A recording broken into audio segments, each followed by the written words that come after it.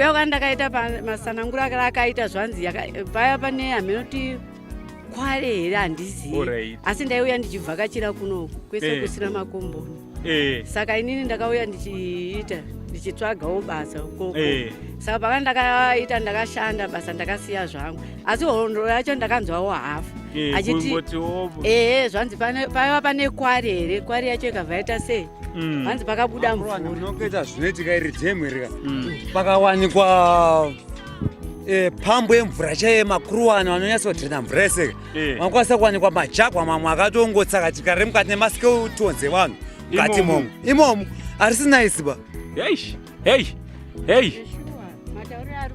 Ndiwawo koimozose hamuna chamoziva. Asi hurumende yakaedza kuisa fenzi mumasaidhi umu, fenzi yacho ikabva yaita sei, akabva atora vanhu asi akafenza, asi ine ngozi. Vamwe akuzvipushidzira imomo, vamwewo vari kuita sei, amheno vanenge vakasungirwa waniwa imomo. Zvakaoma, ndofunga muri ngozvinzwira. Maita basa zvenyu.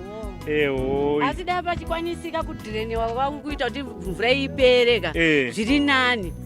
Manje saka munhu ukagumbuka chete chero, munhu anogumbuka chete anongozvikandidzira imomo, asi mvura yacho inobatsira tinowacha. Vanga nguva yekunetsa chimvura iyeye kuita kuchera matsime, munhu wese anowachira paruvara apo, vane magombeza vane chichi ndokubatsira kwaunoita, asi zviri nani kuita sei. Mvura iyo zviri nani utati mvura iyo ite sei, ibvisiwe yese ndagadzire mabhora ekuita sei ekutoti vanhu vachichera vachiwacha. Ine ngozi. Ndofunga muri ngozvinzwira vari kuchema naro dhamu vagari vemuEpworth. Mama makadii? Beta, nzvimbo inoyi mane nguva yakareba sei muri muno? Ndanonguva diki ndaimbosenza kumayadhi kunomurume. Alright, saka makainzwawo sei nzvimbo inoyi nenyaya yevanhu vanonzi vanofira mudhamu? Vamwe vanofira vanonetsana nevarume wavo. Wobva unofa, mumwe anongogumburwa nomurume wobva ungeenda ouya wozviurayira imomo. Kuno hakugone kupera nguva yakareba sei musina kuonekwa munhu akapa?